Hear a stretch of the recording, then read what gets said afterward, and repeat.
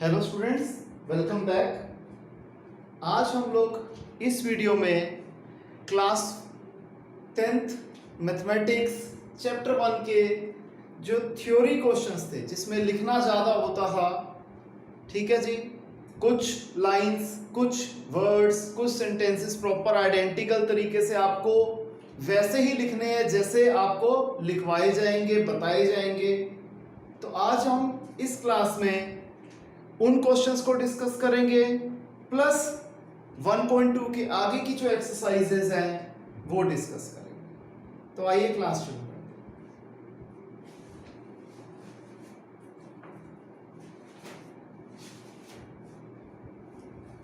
हैं।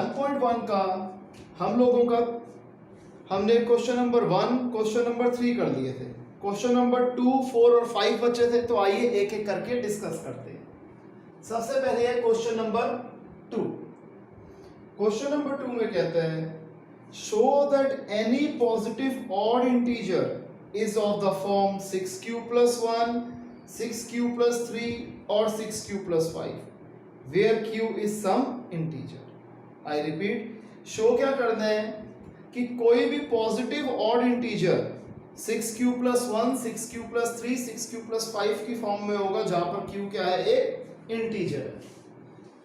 तो देखिए, मैं मान लेता हूं कि a एक पॉजिटिव इंटीजर है और b है 6। हमने b को 6 ही क्यों लिखा? क्योंकि क्वेश्चन में 6q + 1 ऐसे लिखा हुआ था, ठीक है जी। अगर इसी क्वेश्चन में ये 4q लिखा होता तो हम b को 4 अज्यूम करते। अब हमें पता है यूक्लिड एल्गोरिथम के हिसाब से a = 6q + r, dividend = divisor * quotient + remainder. जो क्वोशिएंट है वो 6 का मल्टीपल होगा क्योंकि हमें क्वेश्चन में गिवन है किसी इंटीजर q के लिए जहां पर क्वोशिएंट जो होगा ऑब्वियस सी बात है वो 0 से बड़ा ही होगा या 0 के बराबर होगा। क्वोशिएंट कभी भी नेगेटिव में नहीं होगा। और रिमाइंडर जो है वो 0 से बड़ा होगा और 6 से छोटा होगा, ठीक है जी। क्योंकि यहां पर 6 था इसलिए रिमाइंडर 6 से छोटा ही होगा। अगर 4 होता तो रिमाइंडर 4 से छोटा होता। अगर यहां 5 लिखा होता तो रिमाइंडर 5 से छोटा होता। क्लियर है? आगे तो अब अगर हम इसे कंसीडर करें कि यहां पर जो रिमाइंडर है 0 और 6 के बीच में लाया कर रहा है। पहले इस चीज को समझो, जब रिमाइंडर 0 और 6 के बीच में लाया कर रहा है, इनफैक्ट 0 से बड़ा है और 6 से छोटा है, ठीक है जी, 6 से छोटा है, तो हम क्या कर देंगे, पॉसिबल रिमाइंडर्स हो गए 0, 1, 2, 3, 4 एंड 5। यही सारे रिमाइंडर हो सकते हैं और कोई रिमाइंडर नहीं हो सकता। तो अगर हम इन रिमाइंडर्स को इस फॉर्म में डालें तो ये क्या हो जाएगा, 6 × 6q + 0 यानी कि 6q, 6q + 1, रिमाइंडर 1 डाल दिया, 2 डालेंगे तो 6q + 2, इसी तरीके से जब 3 डालेंगे तो 6q + 3, 4 डालेंगे r की जगह तो 6q + 4 और 5 डालेंगे तो 6q + 5, जहां पर q क्या है, क्वोशिएंट। लेकिन जो 6q, 6q + 2, 6q + 4 ये तीनों पॉसिबल रिमाइंडर्स नहीं हो सकते। क्यों? क्योंकि हमें यहां क्या बोला था, ऑड पॉजिटिव इंटीजर, और ये तीनों क्या है, इवन नंबर है, इसलिए ये पॉसिबल नहीं है। तो ऑड कौन से बचे बेटे, ऑड नंबर्स वही जिसका रिमाइंडर 1, 3 और 5 होगा, ठीक है जी। तो पॉसिबल आउटकम्स क्या बच गए, 6q + 1, 6q + 3, 6q + 5, जहां पर q एक इंटीजर। क्लियर है? आसान क्वेश्चन है। आगे देखते हैं अगला क्वेश्चन। क्वेश्चन नंबर 4 कहते हैं यूक्लिड डिवीजन लेमा से हमें क्या शो करना है कि किसी भी पॉजिटिव ऑड इंटीजर का स्क्वायर या तो 3m की फॉर्म में होगा या 3m + 1 की फॉर्म में होगा। आई रिपीट, कोई भी पॉजिटिव ऑड इंटीजर का स्क्वायर या तो 3m की फॉर्म में होगा या 3m + 1 की फॉर्म में होगा। अब इसमें ध्यान रखना, हमेशा हम जो पॉजिटिव इंटीजर्स लेंगे वो 3q, 3q + 1 और 3q + 2 ही लेंगे, इसके आगे नहीं लेंगे। इतने सफिशिएंट है, इतना ही लेना है, इसके कम ज्यादा कुछ नहीं लेना। अब अगर हम पहले नंबर का स्क्वायर करते हैं 3q का स्क्वायर तो ये हो गया 9q², हमें 3 अलग करना है क्योंकि बोला था या तो ये 3m की फॉर्म में होगा या 3m + 1 की फॉर्म में होगा, तो हम इसमें से 3 को अलग कर लेते हैं। तो ये क्या हो जाएगा 3 × 3q²। 3 वैसे का वैसा, बची हुई चीज हो गई m, 3m, जहां पर m किसके बराबर है 3q² के बराबर है। फिर 3q + 1 का होल स्क्वायर, 3q + 1 का होल स्क्वायर, a + b का होल स्क्वायर हो गया a² + b² + 2ab। 3q का होल स्क्वायर 9q², 1 का स्क्वायर 1, 2 × 3q × 1 6q। अब यहां पर मैं इसे रीअरेंज कर लेता हूं, 9q² + 6q और +1 बाद में लिख लेता हूं। अब इन दोनों नंबर्स में क्या कॉमन आ रहा है, मैंने अगेन 3 कॉमन निकाल दिया क्योंकि हमें फॉर्म इसी में से कोई चाहिए थी। जब 3 कॉमन निकाल दिया तो ब्रैकेट के अंदर बचेगा 3q² + 2q और +1 वैसे का वैसा। ये m हो गया 3m + 1, जहां m की वैल्यू है 3q² + 2q। तो अगेन हमने पहला नंबर देखा वो 3m की फॉर्म में था और दूसरा नंबर किस फॉर्म में है 3m + 1 की फॉर्म में है। ठीक है जी, यहां पर 3m + 1 की फॉर्म में, जहां पर m है 3q² + 2q। अब तीसरा नंबर ले लेते हैं, 3q + 2 का होल स्क्वायर ले लेते हैं। 3q + 2 लिया, इसका स्क्वायर कर लेते हैं, a² + b² + 2ab। 3q का स्क्वायर 9q², 2 का square 4, 2 3 6, 6 2 12, 12q। 9q² + 12q + 4 rearrange कर दिया। अब मैं 4 को भी ब्रेक कर लेता हूं, 3 + 1। अब इन तीन टर्म्स में से 3 कॉमन आ रहा है तो अंदर क्या बचेगा 3q² + 4q + 1, और ये जो +1 है ये तो वैसे का वैसा हमने कॉपी कर दिया। ये पूरा हो गया m, 3m + 1, जहां m की वैल्यू क्या है 3q² + 4q + 1। Hence proved. अब हमने क्या देख लिया कि 3q 3m की फॉर्म में था और 3q + 1 और 3q + 2 दोनों ही किस फॉर्म में है 3m + 1 की फॉर्म में है। यही हमें प्रूव करना था।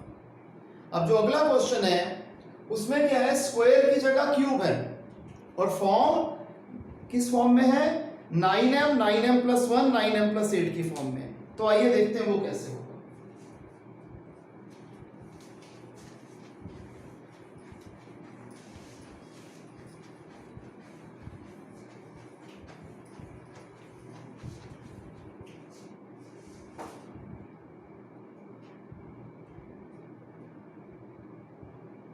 हमें क्वेश्चन में कह रहा है यूक्लिड डिवीजन लेमा से क्या शो करना है कि cube of any positive integer किस फॉर्म में होगा 9m, 9m + 1 या 9m + 8 की फॉर्म में होगा। स्टेप्स वही रहेंगे, late x be any positive integer then it is of the form 3q, 3q + 1 और 3q + 2। ठीक है जी, ये स्टेप्स हमने लास्ट क्वेश्चन में भी किए थे, इसमें भी कर दिया। अब इसके बाद इस क्वेश्चन में हमें क्यूब करना है, तो 3q का होल क्यूब हो जाएगा 27q³ और इस बार हमें 9 अलग करना है तो 9 × 3q³ ये हो जाएगा 9m, जहां m किसके बराबर है 3q³ के बराबर है। राइट, अगला हमें पार्ट अगला है 3q + 1। 3q + 1 का होल क्यूब, a + b का होल क्यूब क्या होता है a³ + b³ + 3 a² + 3ab²। ठीक है जी, अब इसका अगला स्टेप क्या हो जाएगा 27q³, 1 का क्यूब 1, 3 वैसे का वैसा, 3q का whole square 9q² × 1 + 3 into 3q into 1 का square 1, 27 Q cube plus 1 plus 27 Q square plus 9q। इतना आ गया है सॉल्व करके। अब इसे रीअरेंज कर लेता हूं, 27 Q cube plus 27 Q square plus 9q plus 1। अगला स्टेप क्या हो जाएगा, 9 कॉमन निकाल देता हूं पहले तीन टर्म्स में से, तो 3q cube plus 3q square plus q plus 1 is equal to 9m plus 1, जहां पे m की वैल्यू है 3q cube plus 3q square plus q। अब हमने देख लिया पहला नंबर किस फॉर्म में था, 9m की फॉर्म में था, दूसरा 9m प्लस 1 की फॉर्म में, तीसरा नंबर देखते हैं किस फॉर्म में है। ये है 3q प्लस 2 का whole cube, a plus b का whole cube, again identity, a cube plus b cube plus 3a square b plus 3a b square. अगला स्टेप यहीं पर लिख रहा हूं, 3q का होल क्यूब हो जाएगा 27q क्यूब, 2 का क्यूब 8, 3 इंटू 3q का square 9q square into 2 plus 3 into 3q into 2 का स्क्वायर 4। अब देखो अगला स्टेप क्या हो जाएगा, 27q cube plus 8, 3 9s are 27, 27 2s are 54 into q square, 54q square plus 3 3s are 9, 9 4s are 36, 36q। अब इसका अगला स्टेप क्या हो जाएगा, 27q cube plus 54q square plus 36q plus 8। अगला स्टेप क्या हो जाएगा, इन तीनों में से मैं 9 कॉमन निकाल लेता हूं, 3q cube plus 6q square plus 4q plus 8, ये m हो जाएगा, तो ये हो गया 9m प्लस 8, जहां m किसके बराबर है, 3q cube plus 6q square plus 4q। Hence proved कि हमने क्या देख लिया कि किसी भी पॉजिटिव ऑड इंटीजर का जो क्यूब है वो या तो 9m की फॉर्म में आएगा, या 9m प्लस 1 की फॉर्म में आएगा, या 9m प्लस 8 की फॉर्म में आएगा। क्लियर है, इसे कॉपी कर दीजिए।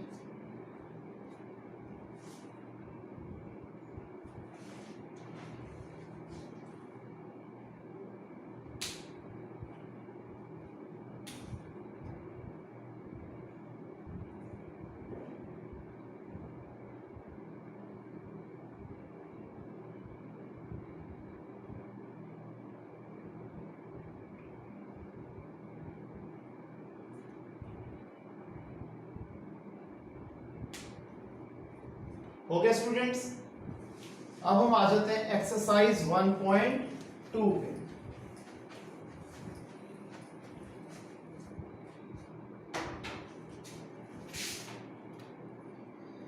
एक्सरसाइज 1.2 का हमारा क्वेश्चन नंबर 5 बचा हुआ था, तो इसे कर लेते हैं।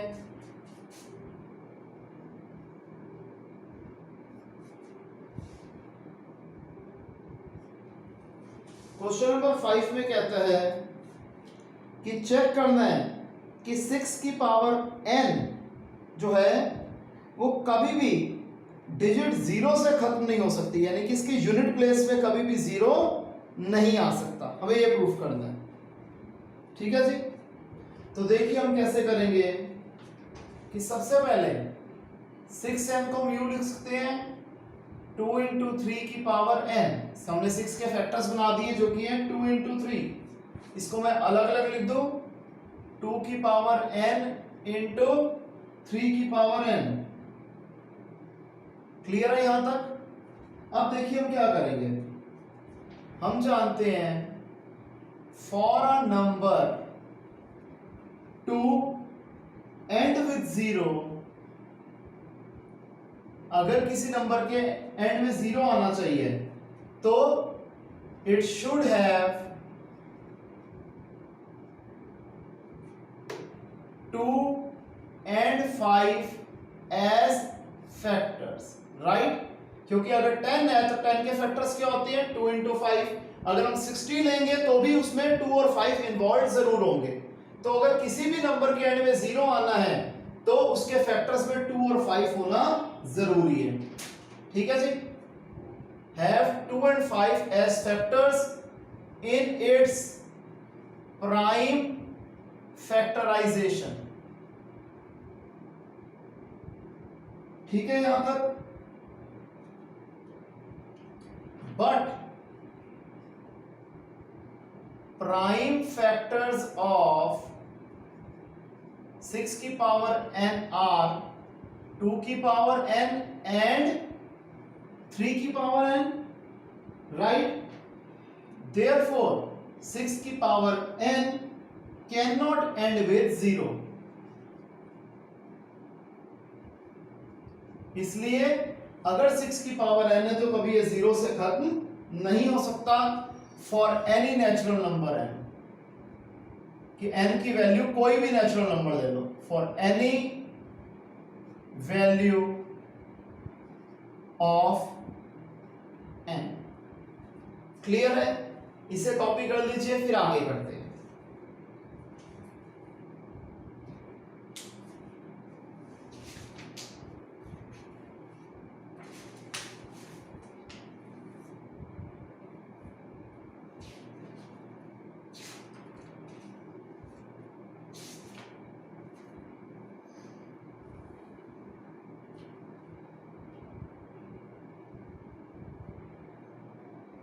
हो गया students?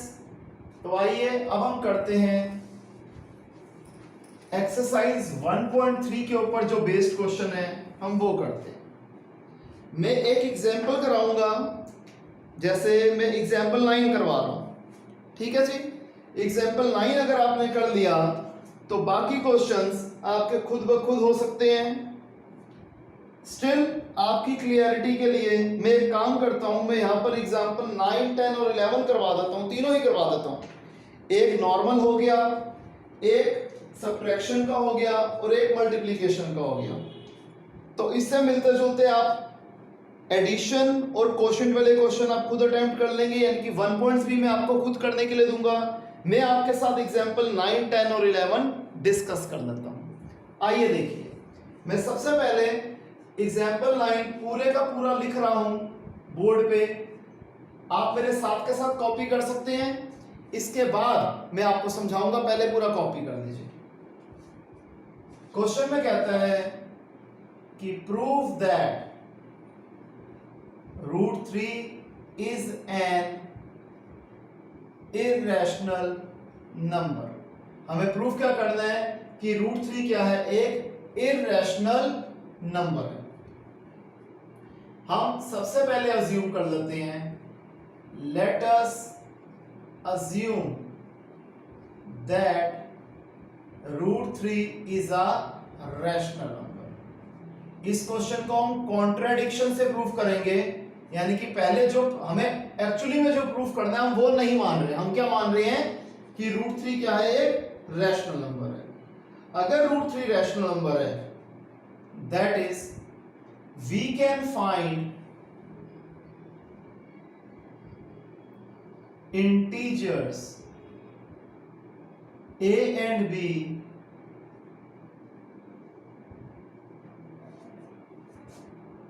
not equal to 0 such that √3 is equal to a upon b। हमें पता है हम रैशनल नंबर्स को हमेशा फ्रैक्शन की फॉर्म में लिख सकते हैं, तो मैंने √3 को लिख दिया a अपॉन b की फॉर्म में, या तो मैं इसको यहीं पे लिख देता हूं। अब आगे फिर एक लाइन आ जाएगी कि suppose A and B have a common factor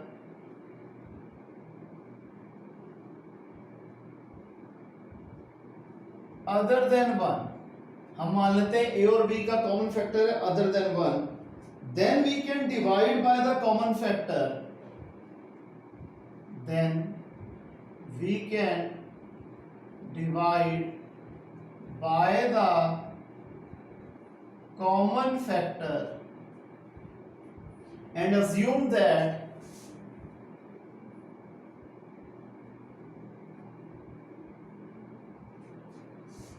A and B are co-prime, यानी कि हम मान लेते हैं, हमने अज्यूम कर लिया कि A और B का कॉमन फैक्टर है अदर देन 1, तो अगर हम इसके कॉमन फैक्टर से डिवाइड कर देंगे और अज्यूम क्या कर देते हैं कि A और B क्या हैं, को-प्राइम नंबर्स हैं, देयरफॉर ये B यहां डिवाइड हो रहा था उधर जाके मल्टीप्लाई हो जाएगा, B into √3 is equal to A, ठीक है जी। फिर हम इसके बाद लिख देते हैं squaring both sides we get √3 का स्क्वायर 3, b का स्क्वायर b स्क्वायर और a का स्क्वायर a स्क्वायर, यानी कि 3b square is equal to a square आ गया। देयरफॉर अब यहां 3 मल्टीप्लाई और उधर जाके डिवाइड हो जाएगा, therefore a square is divisible by 3, that is जब a स्क्वायर 3 से डिविजिबल है तो a is also divisible by 3, that is a is also divisible by 3, क्योंकि अगर स्क्वायर जो है वो 3 से डिवाइड हो रहा है तो अगर अकेला नंबर होगा वो तो भी वो 3 से डिवाइड हो जाएगा। So we can write a is equal to 3c, तो a क्या हो गया, हम 3c की फॉर्म में लिख देंगे क्योंकि a 3 का मल्टीपल है, ठीक है जी, for some integer c।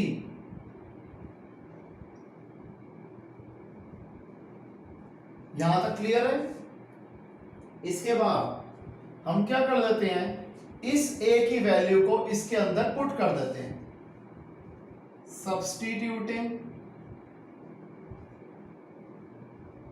a is equal to 3c in 3b square is equal to a square, we get, हमें क्या मिल जाएगा, 3b square वैसे का वैसा is equal to a square, a किसके बराबर था, 3c के, 3c का स्क्वायर, तो ये क्या हो जाएगा, 3b square is equal to 9c square, 3 1 जा 3 3 जा, तो ये क्या आ जाएगा, b square is equal to 3c square, b square किसके बराबर आ गया, 3c square, अब 3 यहां मल्टीप्लाई और उधर जाके डिवाइड हो जाएगा, this implies b square is divisible by 3,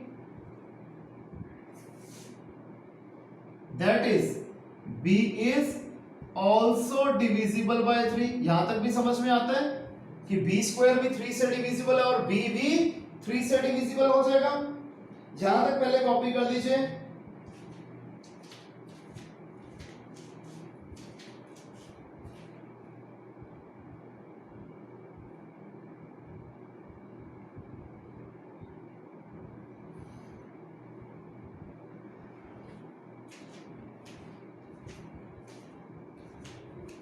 क्योंकि नीचे लिखने की जगह नहीं बची तो पहले यहां तक कॉपी कर दीजिए, फिर मैं रब करके आगे लिखता हूं।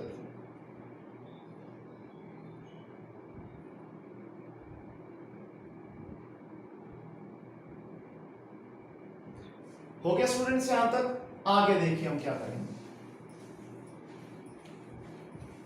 हमने कर दिया था कि b स्क्वायर 3 से डिविजिबल है, यानी कि b भी 3 से डिविजिबल है। इसका मतलब क्या आ गया, therefore a and b have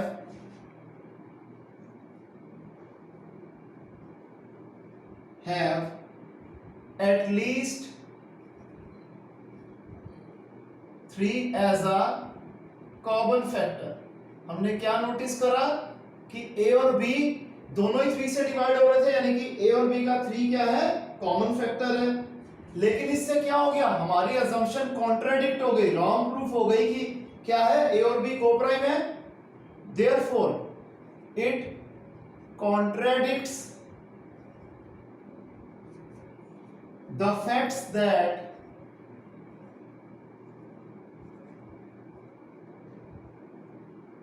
A and B are co-prime।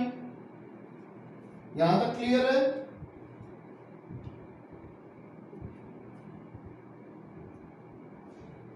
फिर लिख देंगे this contradiction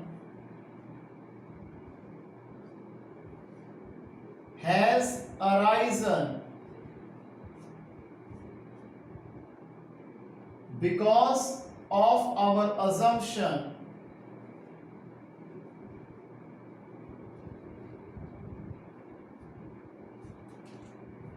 that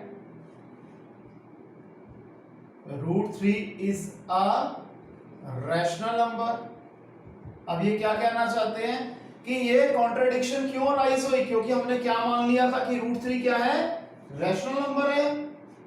therefore we conclude that, इसलिए हमें अब एंड में क्या पता लग रहा है कि √3 क्या है, एक इररेशनल नंबर ही है, ये रैशनल नंबर बिल्कुल भी नहीं है। ये कॉपी कर लीजिए।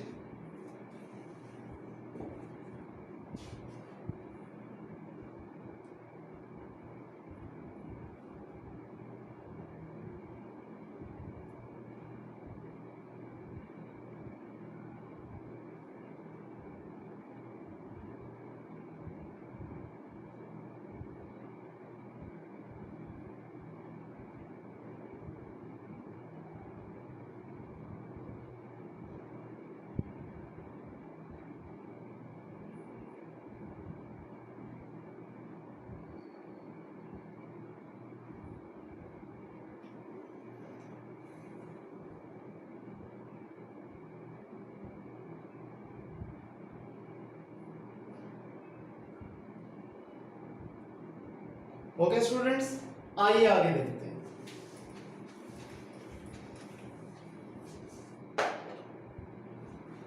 अब हम कर देते हैं एग्जाम्पल 10।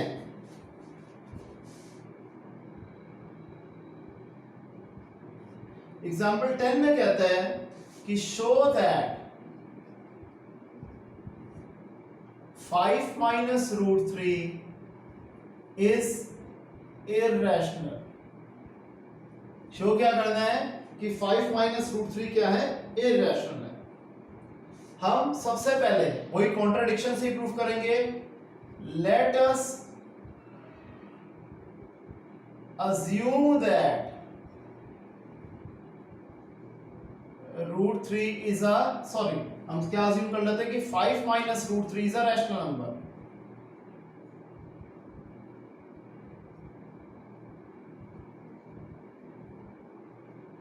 हमने क्या assume कर लिया कि 5 minus √3 क्या है, रैशनल नंबर है।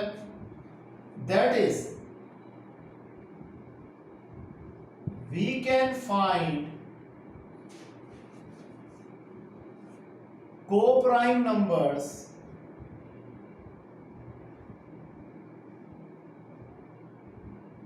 A and B such that,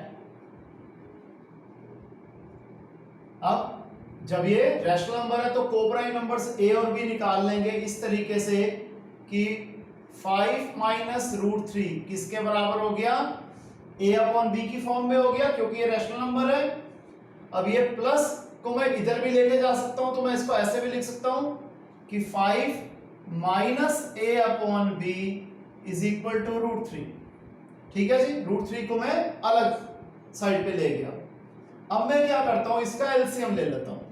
तो यहां पर ये B एलसीएम आएगा, B को 1 से डिवाइड किया B into 5 5B, minus B को B से डिवाइड किया 1 इंटू A, ये किसके बराबर है, √3 के। तो 5B minus A upon B किसके बराबर है, √3 के। यहां तक क्लियर है? अब सिंस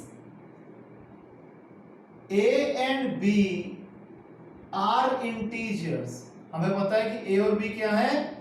इंटीजर्स है। Therefore we get 5 minus a and b as a rational number। इससे हमें क्या पता लग गया? a और b अगर इंटीजर्स हैं तो 5 माइनस a अपॉन b क्या है? रैशनल नंबर है। सो √3 is also a rational number, क्योंकि ये सब किसके बराबर था? √3 के बराबर था। तो इससे हमें क्या पता लग रहा है कि √3 रैशनल नंबर है।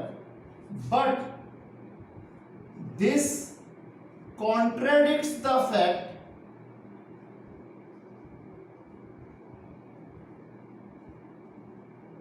that √3 is an irrational number।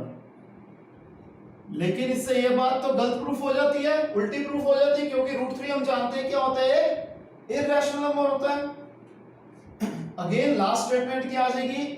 This contradiction has arisen because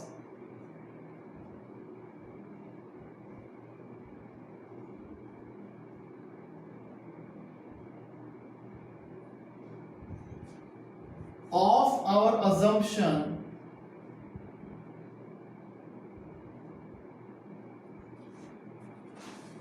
that 5 minus √3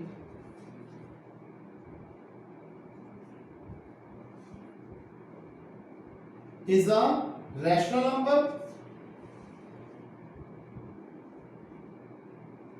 वही लास्ट क्वेश्चन वाली स्टेटमेंट है। तो लास्ट में क्या आ जाएगा? thus we conclude that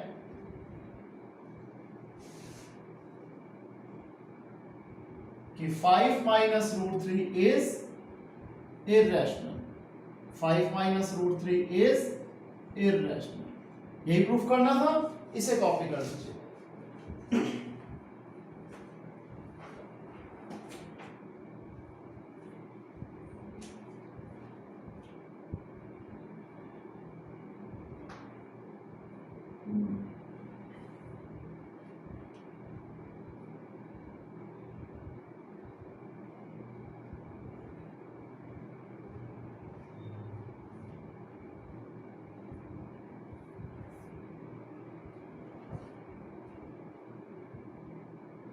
हो गया जी यहां तक। अब हम करते हैं example 11।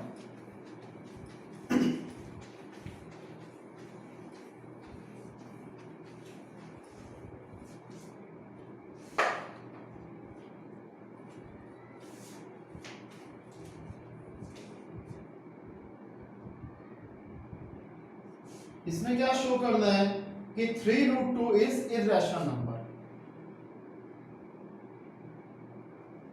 Show that 3√2 is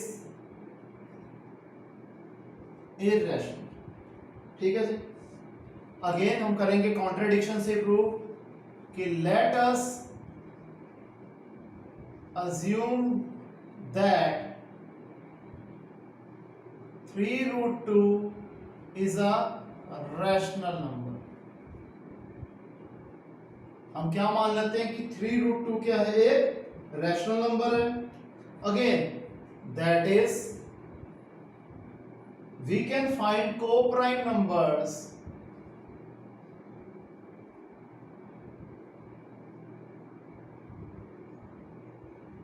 A and B, last question वाली लैंग्वेज है पूरी की पूरी, such that 3√2 is equal to a upon b। Obvious बात है, जब रैशनल नंबर को हम फ्रैक्शन की फॉर्म में लिख सकते हैं तो 3√2 किसके बराबर हो गया? a अपॉन b की फॉर्म में हो गया। अब मैं इसको यूं भी लिख सकता हूं कि √2 ऐसे का ऐसा रहा, या 3 मल्टीप्लाई उधर जाके डिवाइड, तो a अपॉन 3b। √2 किसके बराबर हो गया? a अपॉन 3b के। अब हम जानते हैं सिंस 3a and b 3 ए और बी क्या है, आर इंटीजर्स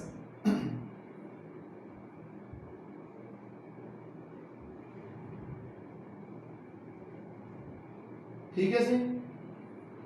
तो क्या हो जाएगा कि a upon 3b is a rational number, a upon 3b is a rational number which gives root 2 as rational number as well,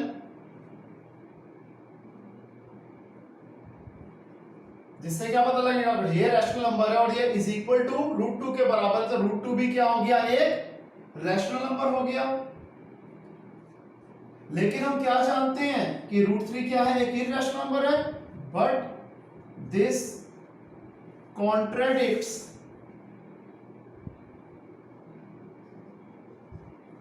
the fact that root 3 is an irrational number। ठीक है जी, sorry root 2 आना था कि root 3 क्या, root 2 क्या है, एक irrational number है। सो वी कंक्लूड दैट, तो हमें क्या पता लग जाएगा कि 3 रूट 2 इज इररेशनल। इससे हमें पता लग गया कि 3 रूट 2 क्या है, इररेशनल नंबर ही है। इसे कॉपी कर लीजिए स्टूडेंट्स, फिर आगे करते हैं।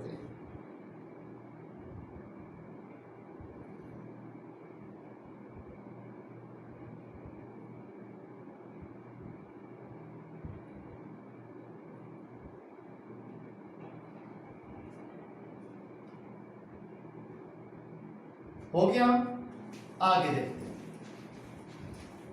अब जो हमारे वो थ्योरी बेस्ड क्वेश्चन थे जिसमें लिखना ज्यादा होता था, याद करना ज्यादा होता था, लिखना तो खैर संभव ही होता है जिसमें स्टेप्स याद करने पड़ रहे थे, वो कैटेगरी खत्म हो गई है।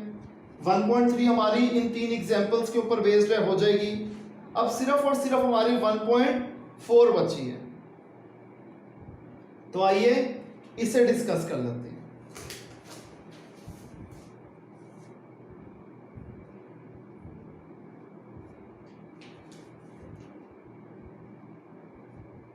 इसमें कहता है without actually performing the long division, यानी कि लॉन्ग डिवीजन हमें नहीं करनी। हमें क्या बताना है कि ये जो रैशनल नंबर्स हमें गिवन है, ये टर्मिनेटिंग डेसिमल एक्सपेंशन है या नॉन टर्मिनेटिंग रिपीटिंग डेसिमल है। टर्मिनेटिंग क्या होते हैं बेटे, जो पूरे डिवाइड हो जाते हैं जिसमें रिमाइंडर कुछ नहीं बचता। फॉर एग्जांपल 5/2 क्या हो जाएगा, 2.5 पूरा कट गया, कुछ भी रिमाइंडर नहीं बचा, तो ये हो गया terminating decimal expansion. Non terminating repeating के एग्जांपल क्या होते हैं, 1/3। 1/3 क्या होता है, 0.333 चले जा रहे, पूरा कट नहीं रहा, तो 0.333 यानी कि 0.3 बार किसका एग्जांपल है, non terminating and repeating decimal का एग्जांपल है। अब ये तो हो गई कॉन्सेप्ट की बात। अब हमें विदाउट डिवीजन कैसे पता लगता है कि गिवन रैशनल नंबर टर्मिनेटिंग है या नॉन टर्मिनेटिंग है। तो बड़ी सिंपल सी बात है, पहले तो जो क्वेश्चन है उसे सिंपलेस्ट फॉर्म में कन्वर्ट कर दो। जब आपने सिंपलेस्ट फॉर्म में कन्वर्ट कर दिया, उसके बाद डिनोमिनेटर के फैक्टर्स बना लो। डिनोमिनेटर के फैक्टर में सिर्फ 2 और 5 आना चाहिए।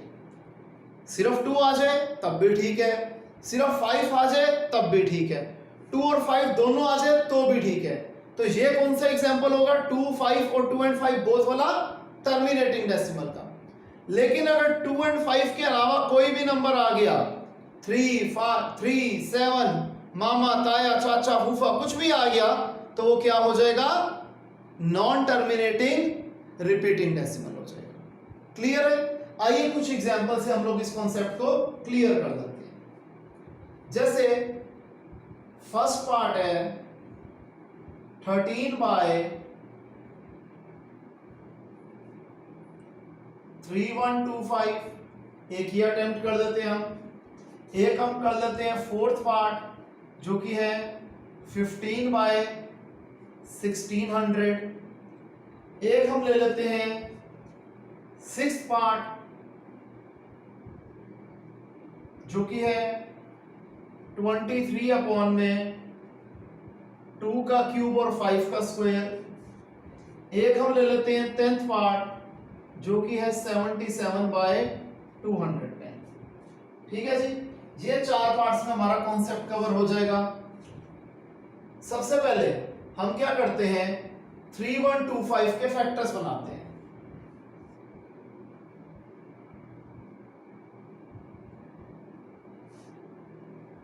फाइव 6 30 2 5, फिर 5 से इसे डिवाइड करेंगे आ जाएगा 125, फिर 5 से डिवाइड करेंगे आ जाएगा 25, फिर 5 से करेंगे आ जाएगा 5, फिर 5 से डिवाइड करेंगे आ जाएगा 1।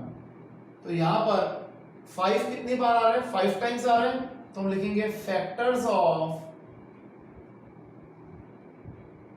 3125, यानी कि डिनोमिनेटर के फैक्टर्स क्या हैं, 5 की पावर 5, तो यानी कि 2 और 5 जैसे मैंने आपको समझाया था कि डिनोमिनेटर के फैक्टर में यहां पर सिर्फ 5 आ रहे हैं, therefore it is a terminating decimal expansion. ये किसका एग्जांपल हो गया, टर्मिनेटिंग डेसिमल एक्सपेंशन का एग्जांपल हो गया। क्लियर है, इतना जरा कॉपी करिए आप।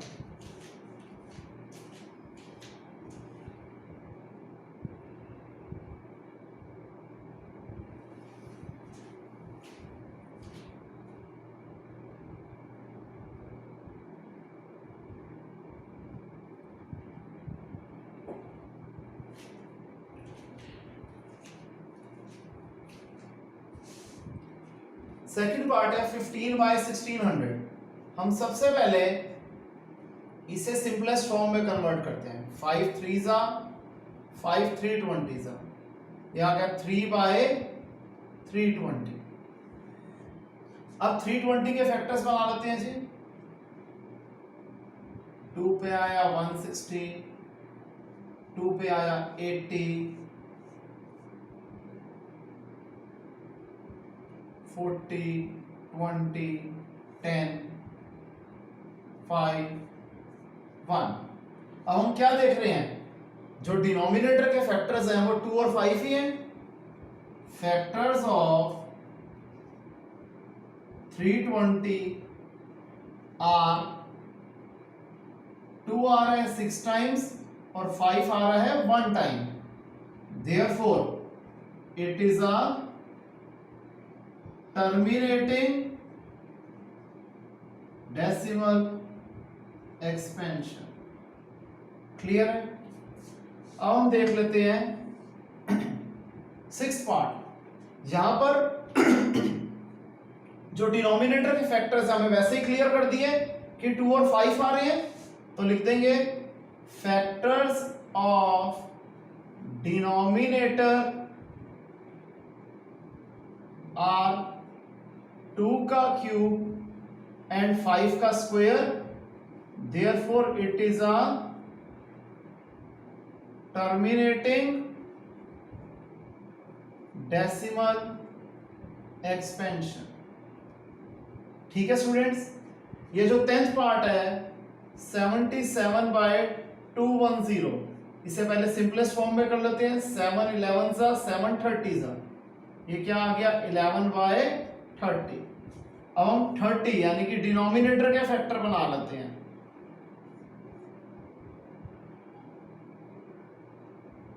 अब हम यहां क्या देख रहे हैं कि जो 30 के फैक्टर है इसमें 2 और 5 के अलावा 3 आ गया, वही मामा चाचा ताया आ गया, तो ये क्या होगा, non terminating repeating decimal expansion.